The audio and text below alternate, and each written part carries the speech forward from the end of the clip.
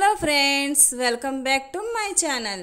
ఈరోజు నేను మీకు క్యారెట్ పల్లీ చట్నీ ఏ విధంగా చేసుకోవాలో చూపించబోతున్నానండి.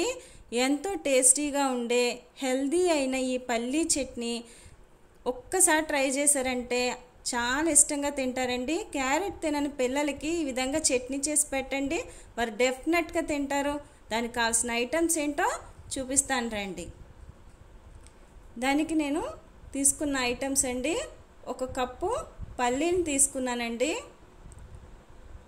ఒక కప్పు క్యారెట్ని ముక్కలుగా కట్ చేసి తీసుకున్నాను, 5-6 పచ్చిమిరపకాయలు మీ కారాన్ని బట్టి తీసుకోండి, 2 వెల్లుల్లిపాయలు, 1 స్పూను జీలకర్ర, కొద్దిగా చింతపండు తీసుకోవాలండి. ముందుగా మనం స్టవ్ వెలిగించుకుందామండి. ఒక పాన్ పెట్టుకుందాం. పాన్ హీట్ ఎక్కిన తర్వాత దీనిలోకి ఆయిల్ వేసుకుందామండి.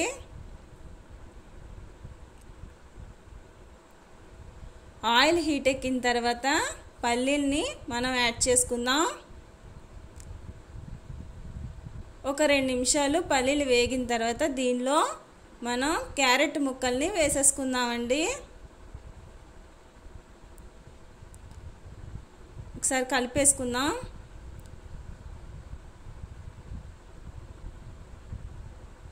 దీనిలోనికి పచ్చిమిరపకాయలను కూడా యాడ్ చేసుకుందాం. కారం ఎక్కువ తినేవాళ్ళు మీ కారాన్ని బట్టి వేసుకోండి. 2 వెల్లుల్లిపాయలు వేసేసుకోవాలి. జీలకర్ర కూడా యాడ్ చేసేసుకున్నానండి.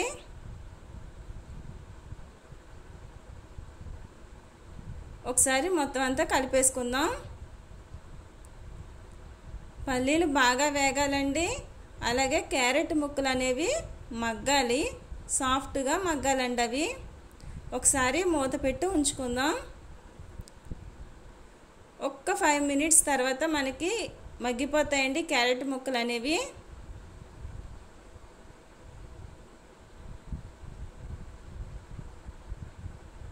పల్లీలు కూడా వేగిపోయాయండి. దీన్ని మనం ఒక ప్లేట్లోకి తీసేసుకుని చల్లారనిద్దాం. బాగా చల్లారిన తర్వాత మాత్రమే దీన్ని మిక్సీ పట్టుకోవాలండి.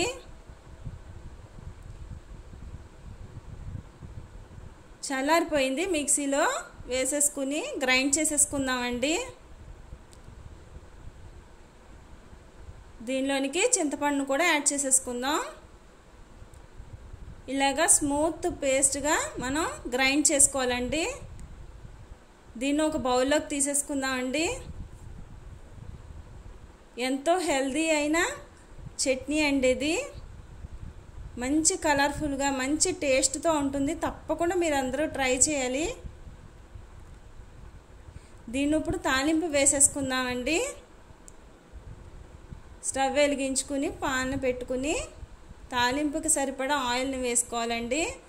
ఆయిల్ హీట్ ఎక్కిన తర్వాత దీనిలో ఆవాలను వేసుకుని చిటపట నాననివ్వాలండి. జీలకర్ర వేసుకోవాలి, ఎండుమిరపకాయలు కూడా వేసేసుకుందామండి. దీనిలోనికి ఫ్రెష్ కరివేపాకుని మనం యాడ్ చేసుకుందాం. ఒకసారి కలిపేసుకుందామండి.